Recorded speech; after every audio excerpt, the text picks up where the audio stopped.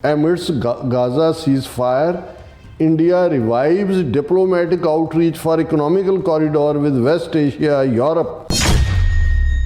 External Affairs Minister S. Jaishankar वो UAE visit कर रहा है, ओमान कर रहा है, वो ग्रीस और इजिप्ट ਦੇ ਆ ਰਹੇ ਨੇ ਉੱਥੇ ਉਹਨਾਂ ਨਾਲ ਗੱਲਬਾਤ ਹੋ ਰਹੀ ਹੈ ਕਿ ਇਸ ਪ੍ਰੋਜੈਕਟ ਨੂੰ ਕਿਵੇਂ ਅੱਗੇ ਤੋਰੀਏ। ਫਰਾਂਸ ਵੀ ਉਹਦੇ 'ਚ ਇੰਟਰਸਟਿਡ ਹੋ ਰਿਹਾ ਹੈ। ਜੇ ਨੈਤਨਯਾਹੂ ਨੂੰ ਗ੍ਰੇਟਰ ਇਜ਼ਰਾਈਲ ਦਾ ਜਿਹੜਾ ਉਹ ਹਰੀ ਝੰਡੀ ਦਿੰਦਾ ਹੈ ਟਰੰਪ, ਜਿਵੇਂ ਆਲਰੇਡੀ ਉਹਨੇ ਇਜਿਪਟ ਨੂੰ ਤੇ ਜਾਰਡਨ ਨੂੰ ਕਿਹਾ ਕਿ ਵੀ ਇੱਥੋਂ ਜਿਹੜਾ 2 ਮਿਲੀਅਨ ਬੇਘਰਾ ਕੀਤਾ ਗਜ਼ਾ ਤੋਂ ਇਹਨਾਂ ਨੂੰ ਲਾਓ ਰਿਫਿਊਜੀਆਂ ਨੂੰ ਤਾਂ ਕਿ ਉਹਦੇ ਹਵਾਲੇ ਕਰੋ। ਤੇ ਉਹ ਹਮਾਸ ਜਾਂ ਦੂਜੇ ਕੋਈ ਛੱਡਣ ਵਾਲੇ ਤਾਂ ਨਹੀਂ ਨੇ।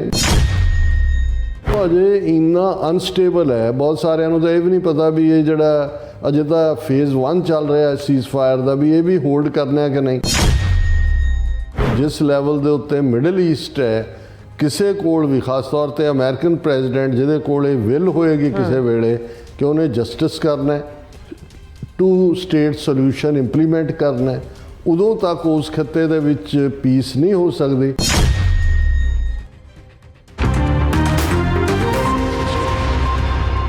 ਦਰਸ਼ਕੋ, ਬ੍ਰੇਕ ਤੋਂ ਬਾਅਦ ਆਪਾਂ ਤੁਹਾਨੂੰ ਸਭ ਨੂੰ ਜੀ ਆਇਆਂ ਕਹਿੰਦੇ ਹਾਂ। ਸੋ ਗੱਲਬਾਤ ਕਰਨ ਜਾ ਰਹੇ ਹਾਂ ਅਖੀਰਲੇ ਸੈਗਮੈਂਟ ਦੇ ਵਿੱਚ ਕਿ ਪੰਜਾਬੀ ਦਾ ਅਖਾਣ ਹੈ ਕਿ ਪਾਣੀ ਵਿੱਚ ਮਦਾਨੀ ਪਾਉਣਾ।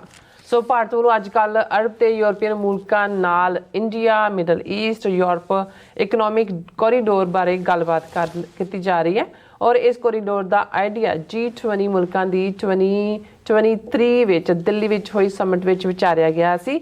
ਪਰ ਮਿਡਲ ਈਸਟ ਵਿੱਚ ਇਜ਼ਰਾਈਲ ਹਮਾਸ ਝਗੜੇ ਨੇ ਇਸ ਨੂੰ ਜੰਮਦਿਆਂ ਹੀ ਮਾਰ ਦਿੱਤਾ ਸੀ। ਪਰ ਥੁੱਕ ਨਾਲ ਵੜੇ ਪਕਾਉਣਾ ਇਹ ਭਾਰਤ ਨੂੰ ਹੀ ਸਿੱਖਿਆ ਜਾ ਸਕਦਾ ਜਾਂ ਇਸ ਦਾ ਮੁਕਾਬਲਾ ਭਾਰਤ ਹੀ ਕੀਤਾ ਜਾ ਸਕਦਾ। ਸੋ ਇਸ ਬਾਰੇ ਆਪਾਂ ਗੱਲਬਾਤ ਕਰਨ ਜਾ ਰਹੇ ਹਾਂ ਔਰ ਨਾਲ ਹੀ ਜਿਹੜੇ ਤੁਹਾਡੇ ਲਾਈਵ ਮੈਸੇਜ ਨੇ ਉਹ ਵੀ ਆਪਾਂ ਸ਼ੇਅਰ ਕਰਨ ਜਾ ਰਹੇ ਹਾਂ। ਸੋ ਅਸੀਂ ਚਾਹਾਂਗੇ ਕਿ ਤੁਸੀਂ ਇਸੇ ਤਰ੍ਹਾਂ ਬਣੇ ਰਹਿਣਾ, ਦੇਖਣ ਸੁਣਨ ਲਈ ਐਂ ਲਿਖਣ ਲਈ ਤੁਹਾਡਾ ਸਭ ਦਾ ਬਹੁਤ ਬਹੁਤ ਧੰਨਵਾਦ ਜੀ। ਡਾਕਟਰ ਸਾਹਿਬ ਕੀ ਕਹਿਣਾ ਚਾਹੋਗੇ? ਦੇਖੋ, ਚਾਈਨਾ ਨੂੰ ਅਮਰੀਕਾ ਜਾਂ ਪੱਛਮੀ ਤਾਕਤਾਂ ਨੇ, ਖਾਸ ਤੌਰ 'ਤੇ ਅਮਰੀਕਾ ਨੇ ਸਭ ਤੋਂ ਜ਼ਿਆਦਾ ਖਤਰਨਾਕ ਉਦੋਂ ਸਮਝਿਆ ਜਾਂ ਦੇਖਿਆ ਵੀ ਚਾਈਨਾ ਦੀ ਰੀਚ ਕਿਵੇਂ ਗਲੋਬਲ ਹੋ ਗਈ ਹੈ, ਇੰਟਰਕੰਟੀਨੈਂਟਲ ਹੋ ਗਈ ਹੈ, ਜਦੋਂ ਸ਼ੀ ਜਿਨਪਿੰਗ ਨੇ $390 ਬਿਲੀਅਨ ਇੱਕ ਪਾਸੇ ਰੱਖੇ ਔਰ ਇਹ ਕਿਹਾ ਕਿ ਵੀ 1 ਬੈਲਟ 1 ਰੋਡ ਇਨੀਸ਼ੀਏਟਿਵ ਦੇ ਥੱਲੇ, ਜਿਹਨੂੰ ਬੈਲਟ ਵੇ ਕਿਹਾ ਗਿਆ, ਕਿ ਵੀ ਇਹ ਪੂਰਾ ਇੱਕ ਸੈਟਅਪ ਜਿਹੜਾ ਏਸ਼ੀਆ, ਅਫਰੀਕਾ, ਸਾਊਥ ਅਮਰੀਕਾ ਤੱਕ ਉਹਨਾਂ ਦੀ ਰੀਚ ਔਰ ਉਸ ਦੇ ਲਈ ਈਵਨ ਵਿਦਨ ਪਾਕਿਸਤਾਨ ਤੱਕ Gwadar port, Pakistan China Pakistan economical corridor ਦੇ ਥੱਲੇ ਗਵਾਦਰ ਪੋਰਟ ਨੂੰ ਡਿਵੈਲਪ ਕਰਨਾ 80-90 ਬਿਲੀਅਨ ਉਸ ਦੇ ਲਈ ਰੱਖੇ ਗਏ। ਉਦੋਂ ਅਮਰੀਕਾ ਨੂੰ ਰਿਅਲਾਈਜ਼ ਹੋ, ਅਦਰਵਾਈਜ਼ ਤਾਂ ਅਮਰੀਕਾ ਵੈਸੇ ਹੀ ਇਕਨੋਮਿਕਲੀ, ਮਿਲੀਟੈਰੀਲੀ ਜਾਂ ਡਾਲਰ ਕਿਉਂਕਿ ਕਰੰਸੀ ਅਮਰੀਕਾ ਦੀ ਹੈ, ਦੁਨੀਆ 'ਚ ਚੱਲਦੀ ਹੈ। ਸੋ ਇਹਨਾਂ ਨੂੰ ਸਭ ਤੋਂ ਵੱਡਾ ਖਤਰਾ ਉਦੋਂ ਮਹਿਸੂਸ ਹੋਇਆ ਵੀ ਚਾਈਨਾ ਤਾਂ ਇੱਕ ਬਰਾਬਰ ਹੀ ਨਹੀਂ, ਰਾਦਰ ਅੱਗੇ ਲੰਘਣ ਵਾਲੀ ਧਿਰ ਦੇ ਤੌਰ 'ਤੇ ਆ ਰਹੀ। ਹੁਣ ਉਸ ਦੇ ਵਿੱਚ ਇੱਕ ਪਾਰਟ ਤਾਂ ਇਹ ਸੀ ਵੀ ਚਾਈਨਾ ਨੂੰ ਚੈੱਕ ਕੀਤਾ ਜਾਏ, ਜਿਹੜਾ ਸਾਰੀ ਨੀਤੀ ਜਿਹੜੀ ਟਰੰਪ ਜਾਂ ਈਵਨ ਬਾਈਡਨ ਨੇ ਵੀ ਜਿਸ ਦੇ ਉੱਤੇ ਸਾਰੀ ਲੌਬੀ ਕੀਤੀ। ਟਰੰਪ ਨੇ ਹੁਣ ਜੇ ਟੈਰਿਫਸ ਦੀ ਗੱਲ ਹੈ ਜਾਂ ਉਹਦੇ ਵਪਾਰ ਨੂੰ, ਖਾਸ ਤੌਰ 'ਤੇ ਜਿਹੜਾ ਸਰਪਲਸ ਹੈ $700-800 ਬਿਲੀਅਨ ਦੀ ਟ੍ਰੇਡ ਸਰਪਲਸ ਹੈ, ਉਹਨੂੰ ਕਿਵੇਂ ਘਟਾਉਣਾ ਹੈ, ਟੈਰਿਫ ਲਾਉਣ ਦੀ ਗੱਲ ਹੈ ਜਾਂ ਉਸ ਦੇ ਉੱਤੇ ਚਾਰਜਿੰਗ ਹੈ ਕਿ ਜੀ ਉਹ ਇਹ ਕਰ ਰਿਹਾ ਜਾਂ ਉਹ ਕਰ ਰਿਹਾ। ਨਾਲ ਦੀ ਨਾਲ ਉਸ ਨੂੰ ਅੱਡ ਕੰਟੀਨੈਂਟਸ ਜਿੱਥੇ ਉਹਦਾ ਫੈਲਾਅ ਹੈ ਉਹਦਾ ਦਬਾਅ, ਜਿਵੇਂ ਪਾਕਿਸਤਾਨ ਦੇ ਉੱਤੇ ਅਮਰੀਕਨ ਦਬਾਅ ਹੈ, ਇਸੇ ਲਈ ਜਿਹੜੀ ਗਵਾਦਰ ਪੋਰਟ ਹੈ ਅਜੇ ਫੰਕਸ਼ਨਲ ਉਸ ਲੈਵਲ 'ਤੇ ਨਹੀਂ ਹੋ ਰਹੀ, ਕੰਸਟਰਕਸ਼ਨ ਵੀ ਕੰਪਲੀਟ ਨਹੀਂ ਹੋ ਰਹੀ ਔਰ ਵਿੱਚ ਰੁਕਾਵਟਾਂ ਨੇ। ਲੇਕਿਨ ਉਹਨਾਂ ਨੂੰ, ਅਮਰੀਕਾ ਨੂੰ ਔਰ ਯੂਰਪੀਅਨ ਕੰਟਰੀਜ਼ ਨੂੰ ਇਹ ਵੀ ਲੱਗਾ ਵੀ ਇਵੈਂਚੁਅਲੀ ਤੇ ਜੇ ਇਸ ਲੈਵਲ ਦੇ ਉੱਤੇ ਤੁਸੀਂ ਦੁਨੀਆ ਦੇ ਵਿੱਚ ਆਪਣਾ ਦਬਾਅ ਬਣਾਉਣਾ ਅਤੇ ਫਿਰ ਉਹ ਰਾਹ ਲੱਭੇ ਜਾਣ ਜਿਹਦੇ ਨਾਲ ਵਪਾਰ ਸੌਖਾ ਹੋਏ, ਐਕਸੈਸਿਬਿਲਿਟੀ ਹੋਏ। ਹੁਣ ਜਦੋਂ ਪ੍ਰੈਜ਼ੀਡੈਂਟ ਟਰੰਪ ਨੇ ਪਨਾਮਾ ਕੈਨਾਲ ਲੈਣ ਦੀ ਗੱਲ ਕੀਤੀ, ਇਹ ਵੀ ਬਿਜ਼ਨਸ ਕੋਰੀਡੋਰ ਹੈ ਕਿਉਂਕਿ 20% ਤੋਂ ਜ਼ਿਆਦਾ ਸ਼ਿਪਸ ਅਮਰੀਕਾ ਦੇ ਉੱਥੋਂ ਆਉਂਦੇ ਨੇ। ਜਾਂ ਗ੍ਰੀਨਲੈਂਡ ਦੀ ਗੱਲ ਕੀਤੀ, ਇਹ ਵੀ ਕਿਉਂਕਿ ਆਈਸ ਗਲੇਸ਼ੀਅਰ ਪਿਘਲ ਰਹੇ ਨੇ ਔਰ ਉਹਨੂੰ ਵੀ ਦੂਜਾ। ਪਰ ਇੱਕ ਜਿਹੜਾ ਆਈਡੀਆ ਹੈ ਜਿਸ ਨੂੰ ਅਜੇ ਫਲੋਟ ਹੀ ਕੀਤਾ ਗਿਆ, ਉਹਦੇ 'ਤੇ ਕੋਈ ਉਹਨਾਂ ਨੇ ਕੋਈ ਮਨੀ ਇਨਵੈਸਟਮੈਂਟ ਨਹੀਂ ਰੱਖੀ ਕਿ ਕਿੱਥੋਂ ਆਏਗਾ, ਕਿੰਨਾ ਟਾਈਮ ਲੱਗੇਗਾ। ਉਹ ਆਈਡੀਆ ਫਲੋਟ ਹੋਇਆ G20 ਦੀ ਜਿਹੜੀ ਦਿੱਲੀ ਦੇ ਵਿੱਚ ਮੀਟ ਹੋਈ 9 ਸਤੰਬਰ 2023 ਨੂੰ। ਉਸ ਦੇ ਵਿੱਚ ਇਸ ਆਈਡੀਆ ਨੂੰ ਫਲੋਟ ਕੀਤਾ ਗਿਆ ਔਰ ਆਈਡੀਆ ਸੀ India middle east Europe economical corridor IMEC ਮੈਂ ਇਹਨੂੰ ਹੁਣ ਕਵਾਂਗਾ ਅਗਲੀ ਡਿਸਕਸ਼ਨ IMEC ਕਿ India middle east Europe economical corridor. ਹੁਣ ਇਹਦੇ ਥੱਲੇ ਦੋ ਚੀਜ਼ਾਂ ਹਾਸਲ ਹੁੰਦੀਆਂ ਸੀ ਕਿ ਵੀ ਤੁਸੀਂ ਇੰਡੀਆ ਤੋਂ ਮਿਡਲ ਈਸਟ ਤੱਕ, ਕਿਉਂਕਿ ਹੁਣ ਜਿਹੜੇ ਮਿਡਲ ਈਸਟ ਦੇ ਸ਼ੇਖਡਮ ਨੇ ਉਹ ਸਾਰੇ ਪ੍ਰੋ ਅਮਰੀਕਾ ਹੀ ਨੇ, ਕਿਤੇ ਅਮਰੀਕਾ ਨੇ ਫੌਜੀ ਅੱਡੇ ਬਣਾਏ ਹੋਏ ਨੇ, ਦੂਜੇ ਇੰਡੀਆ ਦੇ ਨਾਲ ਵੀ ਉਹਨੂੰ ਸੱਦ ਕੇ ਮੋਦੀ ਨੂੰ ਉਹਨਾਂ ਨੇ ਆਪਣੇ ਸਿਵਲ ਹਾਈਐਸਟ ਅਵਾਰਡ ਦਿੱਤੇ ਨੇ ਔਰ ਦੂਜੇ। ਤੇ ਜੇ ਮਿਡਲ ਈਸਟ ਤੱਕ ਤੁਸੀਂ ਪਹੁੰਚ ਜਾਂਦੇ ਹੋ ਤਾਂ ਮਿਡਲ ਈਸਟ ਤੋਂ ਤੁਸੀਂ ਯੂਰਪ, ਉਹ ਭਾਵੇਂ ਇਜਿਪਟ ਰਾਹੀਂ, ਇਜਿਪਟ ਵਿਚਾਲੇ ਆਉਂਦਾ ਔਰ ਦੈਨ ਤੁਸੀਂ ਯੂਰਪ 'ਚ ਪਹੁੰਚ ਗਏ। ਔਰ ਇਹ ਇੱਕ ਕੋਰੀਡੋਰ ਵਪਾਰ ਦਾ ਜਾਂ ਦੂਜਾ, ਹਾਲਾਂ ਪਹਿਲੀ ਸਟੇਜ ਦੇ ਉੱਤੇ ਇਜਿਪਟ ਨੂੰ ਇਨਵੋਲਵ ਨਹੀਂ ਸੀ, ਹਾਲਾਂ ਉਸੇ ਸਾਲ 'ਚ ਜਿਹੜਾ ਚੀਫ ਗੈਸਟ ਸੀ ਰਿਪਬਲਿਕ ਡੇ ਪੈਰੇਡ ਦੇ ਮੌਕੇ ਉਹ ਇਜਿਪਟ ਦਾ ਪ੍ਰੈਜ਼ੀਡੈਂਟ ਸੀ, ਪਰ ਇੰਡੀਆ ਨੇ ਉਹਦੇ ਕੰਨਾਂ 'ਚ ਵੀ ਗੱਲ ਨਹੀਂ। ਸਭ ਤੋਂ ਪਹਿਲਾ ਸਫਰ ਤਾਂ ਸੁਏਜ਼ ਕੈਨਾਲ, ਜਿਹਦਾ ਸਾਰਾ ਟੈਕਸ ਟੁਕਸ ਇਜਿਪਟ ਲੈਂਦਾ, ਇਹ ਉਹਨੂੰ ਬਾਈਪਾਸ ਕਰਨਾ ਸੀ। ਹੁਣ ਲੇਕਿਨ ਉਹ ਬਾਅਦ ਦੇ ਵਿੱਚੋਂ ਦਾ ਪਾਰਟ ਆ ਗਿਆ। ਹੁਣ ਜਦੋਂ ਅਸੀਂ ਐਸ ਜੈ ਸ਼ੰਕਰ ਦੀ ਇਹਨਾਂ ਦਿਨਾਂ ਦੀ ਐਕਟੀਵਿਟੀ ਦੇਖ ਰਹੇ ਹਾਂ ਕਿ ਵੀ ਉਹ ਇੱਕ ਜਿਹੜਾ ਉਹ ਸਾਰਿਆਂ ਨੂੰ ਮਿਲ ਰਿਹਾ, ਖਾਸ ਤੌਰ 'ਤੇ ਯੂਨਾਈਟਿਡ ਅਰਬ ਐਮੀਰੇਟਸ ਦੇ ਕਰਾਊਨ ਪ੍ਰਿੰਸ ਨੂੰ ਮਿਲਿਆ ਔਰ ਬਾਕੀਆਂ ਦੇ ਨਾਲ ਦੋਹਾ ਫਲਾਣੇ ਢਿਮਕੇ, ਔਰ ਹਰ ਥਾਂ ਉਹ ਇਸ IMEC ਦੀ ਗੱਲ ਕਰ ਰਿਹਾ ਕਿ ਇਹ ਜਿਹੜਾ ਇੰਡੀਆ ਮਿਡਲ ਈਸਟ ਔਰ ਯੂਰਪੀਅਨ ਇਕਨੋਮਿਕਲ ਕੋਰੀਡੋਰ ਹੈ। ਹੁਣ ਇਹ 18 ਮਹੀਨੇ ਪਹਿਲਾਂ ਇਹ ਉੱਥੇ ਆਈਡੀਆ ਫਲੋਟ ਕੀਤਾ ਗਿਆ। 6 ਮਹੀਨੇ ਦੇ ਵਿੱਚ ਮੀਟਿੰਗ ਹੋਣੀ ਸੀ ਜਿਹਨੂੰ ਇੰਡੀਆ ਨੇ ਹੀ ਪ੍ਰੀਜ਼ਾਈਡ ਕਰਨਾ ਸੀ, ਲੇਕਿਨ ਉੱਥੇ ਅਸੀਂ ਅਕਤੂਬਰ 2023 ਦੇ ਵਿੱਚ ਦੇਖਦੇ ਹਾਂ ਕਿ ਵੀ ਹਮਾਸ ਨੇ ਅਟੈਕ ਕਰਤਾ ਇਜ਼ਰਾਈਲ ਦੇ ਉੱਤੇ, ਉਹਨਾਂ ਦੇ 1200 ਤੋਂ ਜ਼ਿਆਦਾ ਮਾਰਤੇ, 300-400 ਅਗਵਾ ਕਰਤੇ, ਜੰਗ ਛਿੜ ਗਈ। ਇਜ਼ਰਾਈਲ ਨੇ ਫਲੈਟ ਕਰਤਾ, ਗਜ਼ਾ ਨੂੰ ਵੀ ਕਰਤਾ, ਲੈਬਨਾਨ ਨੂੰ ਵੀ ਕਰਤਾ, ਉਧਰ ਸੀਰੀਆ ਦੇ ਵਿੱਚ ਗੇਮ ਬਦਲੀ। ਹੁਣ ਯਮਨ ਦਾ ਚੱਲ ਰਿਹਾ, ਭਾਵੇਂ ਟਰੰਪ ਦੇ ਆਉਣ ਤੋਂ ਪਹਿਲਾਂ ਇੱਕ ਸੀਜ਼ ਫਾਇਰ ਹੋਇਆ, ਐਕਸਚੇਂਜ ਆਫ ਪ੍ਰਿਜ਼ਨਰਸ ਹੋ ਰਹੀ ਹੈ ਥੋੜਾ ਬਹੁਤ, ਲੇਕਿਨ ਇਜ਼ਰਾਈਲ ਆਪਣਾ ਕੰਮ ਵੀ ਕਰ ਰਿਹਾ ਹੈ, ਬੰਬਾਰਡ ਵੀ ਕਰ ਰਿਹਾ ਹੈ, ਵੈਸਟ ਬੈਂਕ ਵੀ ਕਰ ਰਿਹਾ।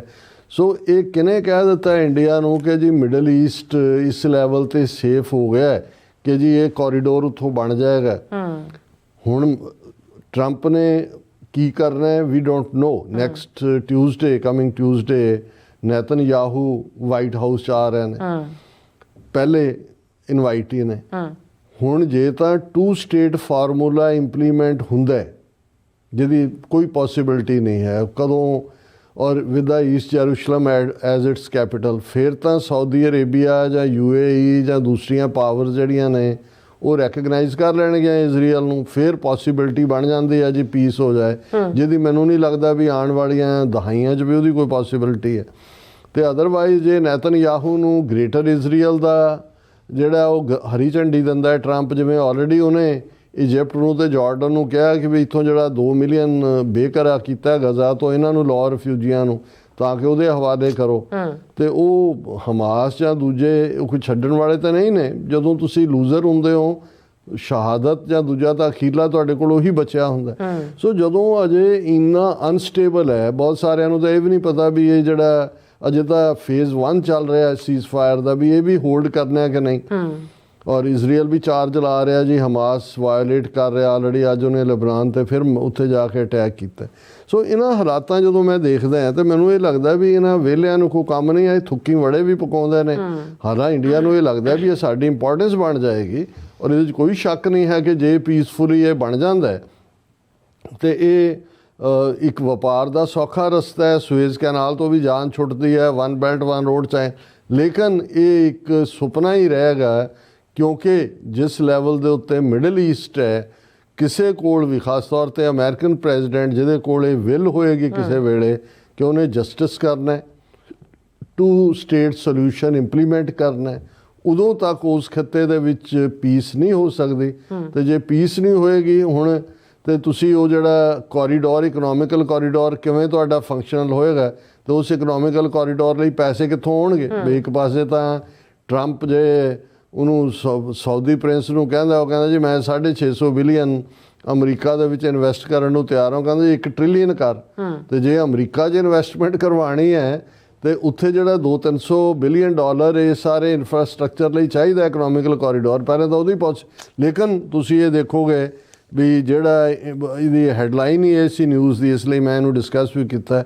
ਐਮਿਡਸ Gaza cease fire, India revives diplomatic outreach for economical corridor with West Asia Europe.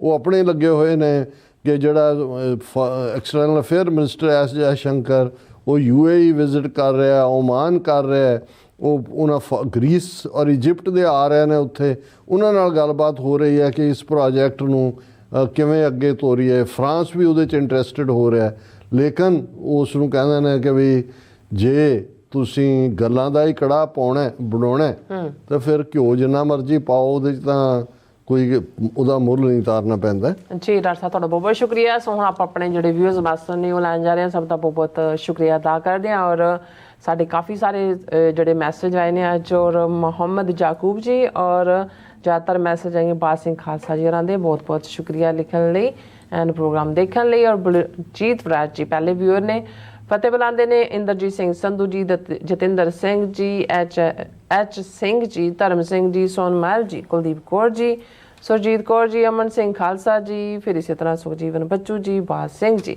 ਸਭ ਸਾਨੂੰ ਫਤਿਹ ਬੁਲਾਉਂਦੇ ਨੇ। ਖਾਲਸਾ ਜ਼ਿੰਦਾਬਾਦ ਕਹਿੰਦੇ ਨੇ, ਜ਼ਿੰਦਾਬਾਦ ਜ਼ਿੰਦਾਬਾਦ। ਹਾਂਜੀ, ਕਹਿੰਦੇ ਨਾਰ ਵਿੱਚ ਹਾਰ ਹੈ, ਹਾਰ ਵਿੱਚ ਨਾਰ ਹੈ ਤੇ ਨਿਰੰਕਾਰ ਹਰ ਇਨਸਾਨ ਵਿੱਚ ਤੂੰ ਆਪ ਹੈ, ਪਰ ਅਭੀ ਖਾਲਸੇ ਦੇ ਸਾਹਮਣੇ ਕਿਸੇ ਦਾ बनकर है, पता नहीं। ओके, सो इसी तरह पन्नू जी और जस्सी मीरिया जी और इसी तरह बाज सिंह जी फिर कहते हैं कि मोदी राम राम करके मस्त है, खालिस्तान पंजाब दा हक है, जिवें हिंदू प्रचारक कहते हैं कि हर समस्या का हल एक लोटा जल, इवें ही इंडिया ऑक्यूपाइड पंजाब दी सारे समस्या दा हल खालिस्तान। बिल्कुल ठीक फरमाया। हाँ जी, जाकूब जी कहते कि सबको जुम्मा मुबारक, बहुत शुक्रिया ताज़ा खबरां देने के लिए डॉक्टर साहब एंड मिस नीलम कौर, और love Khalistan, love Pakistan, love Kashmir. Yakub Sahab जुम्मा मुबारक। एंड इसी तरह सतनाम सिंह जी, जगदीश जुम्मा बाय द वे फ्राइडे नु कहंदे ने। हाँ जी, हाँ जी। इसी तरह जसवीर प्रीवियस है थर्सडे ਉਹਨੂੰ ਜੁਮੇ ਰਾਤ ਕਹਿੰਦੇ ਨੇ। ਹਾਂਜੀ, ਜਸਵੀਰ ਸਿੰਘ ਬਰਾਰ ਜੀ और मोहम्मद जाकूब जी कहते ने शाहरुख खान और सलमान खान ने भी कुंभ मेले में शरीक। हाँ जी, हाँ जी, सारे लाइन लाई हुई है जान दी, बिल्कुल बिल्कुल। और इसी तरह बाद सिंह कहते हैं कि I am a government servant but at the same time Khalistani, but no support from Sikhs from MP instead opposing me. I feel frustrated because in office Hindutva and Sikhs are ignoring me. Baj Singh ji ਦੇਖੋ, ਜੇ ਤੁਹਾਡੀ conviction ਹੈ ਜਿਹੜੀ ਹਰ ਸਿੱਖ ਦੀ ਹੋਣੀ ਚਾਹੀਦੀ ਹੈ, ਤੇ ਫਿਰ ਆਲਾ ਦੁਆਲਾ ਕੀ ਕਹਿੰਦਾ ਉਹ ਤੁਹਾਡੇ ਮੂਡ ਨੂੰ ਪ੍ਰਭਾਵਿਤ ਨਹੀਂ ਕਰਨਾ ਚਾਹੀਦਾ। ਸੱਚ ਸੱਚ ਹੁੰਦਾ ਹੈ ਅਲਟੀਮੇਟਲੀ। ਜੇ ਜਿਹੜਾ ਵੀ ਕੋਈ ਸੱਚਮੁੱਚ ਸਿੱਖੀ 'ਚ ਯਕੀਨ ਕਰਦਾ ਹੈ, ਉਹਨੂੰ ਇਸ ਗੱਲ ਦੀ ਸਮਝ ਆ ਗਈ ਹੈ ਕਿ ਬਿਨਾਂ ਖਾਲਿਸਤਾਨ ਦੀ ਕਾਇਮੀ ਦੇ ਸਾਡਾ ਕੋਈ ਮਸਲਾ ਹੱਲ ਨਹੀਂ ਹੋ ਸਕਦਾ। ਸੋ ਚੜ੍ਹਦੀ ਕਲਾ 'ਚ ਰਿਹਾ ਕਰੋ, ਕਿਸੇ ਨਾਲ ਬੇਮਤਲਬ ਬਹਿਸ 'ਚ ਪੈਣ ਦੀ ਲੋੜ ਨਹੀਂ ਹੈ, ਔਰ ਆਪਣੇ ਆਪ ਨੂੰ ਉਦਾਸ ਨਾ ਕਰੋ। ਗੁਰੂ ਦੇ ਉੱਤੇ ਭਰੋਸਾ, ਈਮਾਨ ਔਰ ਖਾਲਿਸਤਾਨ ਦੇ ਲਈ ਕੁਛ ਕਰਨ ਦਾ ਵੀ ਸੰਕਲਪ ਕਰੋ। ਤੁਹਾਡੇ ਮੈਸੇਜ ਬਹੁਤ ਸਾਰੇ ਨੇ, ਬਿਹਤਰ ਇਹ ਹੁੰਦਾ ਹੈ ਵੀ ਤੁਸੀਂ ਇੱਕ ਅੱਧੇ ਮੈਸੇਜ 'ਚ ਆਪਣੀ ਗੱਲ ਕਹੋ ਤਾਂ ਕਿ ਬਾਕੀਆਂ ਦੇ ਲਈ ਵੀ ਸਪੇਸ ਹੁੰਦਾ ਹੈ। ਔਰ ਮੁਹੰਮਦ ਜਾਕੂਬ ਜੀ ਕਹਿੰਦੇ ਰਾਮ ਤੇਰੀ ਗੰਗਾ ਮੈਲੀ ਪਾਪੀਆਂ के पाप धोते धोते। फिर इसी तरह फिर मोहम्मद जाकूब जी कहते राम, हाँ जी, फिर सेम उन्होंने मैसेज आया कुलदीप कौर जी। और इसी तरह मोहम्मद जाकूब जी ये मियाँ भी गुजर गए वक्त की कितने तज़े सॉरी। और इस तरह मजीद सानी जी। और इसी तरह फिर है ये बाद सिंह जी कहते I request to read all my comments because 24 hours I think of Khalistan and I have great hope from Khalistan. I recently became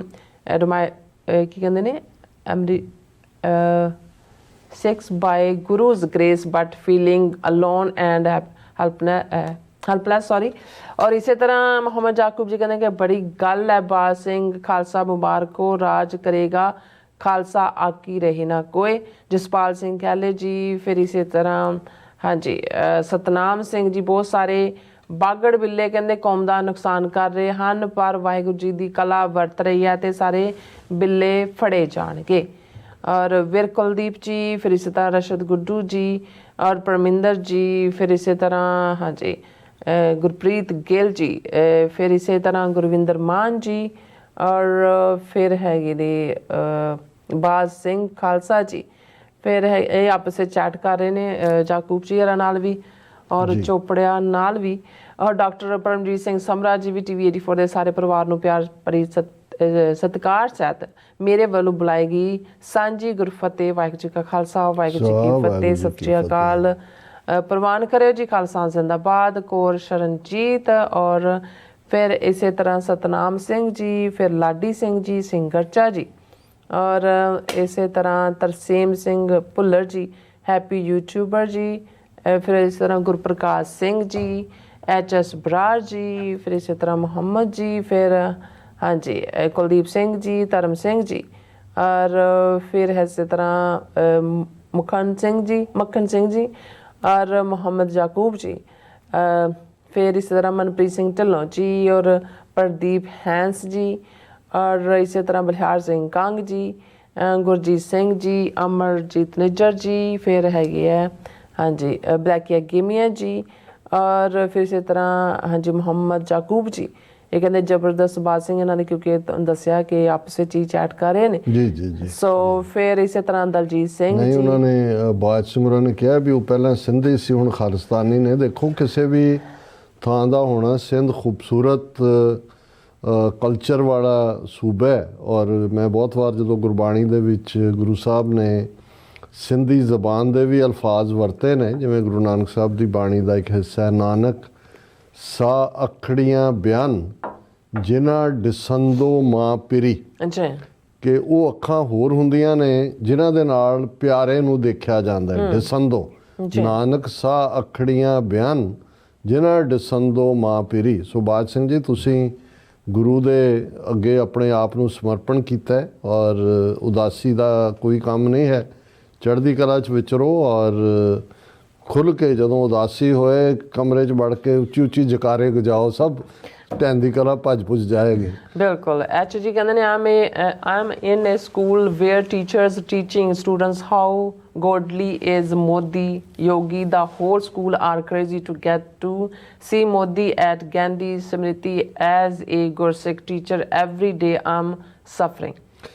ਠੀਕ ਕਹਿ ਰਹੇ ਹੋ ਤੁਸੀਂ। ਇਹ ਜ਼ਮਾਨਾ ਹੀ ਇਸ ਕਿਸਮ ਦਾ ਹੁੰਦਾ ਹੈ ਜਿਨ੍ਹਾਂ ਦਾ ਰਾਜ ਹੁੰਦਾ ਹੈ। ਉਹ ਜਦੋਂ ਇੰਦਰਾ ਗਾਂਧੀ ਨੇ ਐਮਰਜੈਂਸੀ ਲਾਈ ਅਤੇ ਉਦੋਂ ਕਿਵੇਂ ਇੰਦਰਾ ਗਾਂਧੀ, ਸੰਜੇ ਗਾਂਧੀ, ਉਹਦੀ ਜੈ ਜੈਕਾਰ ਹੋਈ। ਬਾਅਦ ਜਦੋਂ ਟੁੱਟੀ ਸ਼ਾਹ ਕਮਿਸ਼ਨ ਬਣਿਆ ਉਹਦੇ ਸਾਹਮਣੇ ਇੱਕ ਨੇ ਆ ਕੇ ਗਵਾਹੀ ਦਿੱਤੀ, ਕਹਿੰਦਾ ਜੀ ਮੇਰੇ ਤਾਂ ਕੰਨਾਂ 'ਚ ਹੀ ਇਹ ਪੈਂਦਾ ਸੀ ਵੀ देश का नेता इंदिरा गांधी, युवकों का नेता संजय गांधी, बाढ़ में जाए महात्मा गांधी।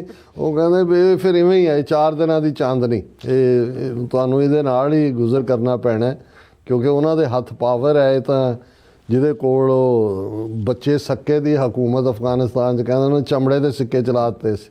ਜਿਹਦੇ ਕੋਲ ਪਾਵਰ ਹੁੰਦੀ ਹੈ ਉਹ ਚਮਦੀਆਂ ਚਲਾਉਂਦਾ, ਇਹਨਾਂ ਨੂੰ ਚਲਾ ਲੈਣ ਦਿਓ, ਕੋਈ ਗੱਲ ਨਹੀਂ ਹੈ। हाँ जी कुलविंदर सिंह भिंदर जी, फिर इसी तरह ऐशले जी, फिर पलविंदर सिंह जी और इसी तरह बाज सिंह जी, फिर हाँ जी Nihang Singh ji, great job, awesome, no words to praise. और इसी तरह हाँ जी परमीत सिंह जी और याकूब जी कहते हक सच बोलते पर आप का बहुत शुक्रिया डॉक्टर साहब। जिदा आप हमास ते इजराइल की गलबात की कहते 60 जोड़े मुल्क है वो बिल्कुल बेगारत ने। और फिर इसी तरह हाँ जी लखवीर सिंह जी, फिर इसी तरह जाकूब जी शुक्रिया कहते हैं और अवतार सिंह जी, सब का बहुत शुक्रिया। व्लॉग्स भी ने सब का बहुत शुक्रिया। इस तरह अपने व्यूज़ को लेने इजाजत। व्यूअर्स सारे प्रोग्राम का समा इत्थे मुकदा है। तुसीं अपने राय ते सुझाव सानूं भेजना भुलना साडे इस पते ते SOS@tvtv ते असीं अपना प्रोग्राम लैके फिर दोबारा तुहाडे सामूं होवांगे। तद तक ले मैनूं ते अपना सलाह गया दो देखते TV 84 बुला दिओ फतेह। वाहिगुरू जी का खालसा, वाहिगुरू जी की फतेह। रब राखा।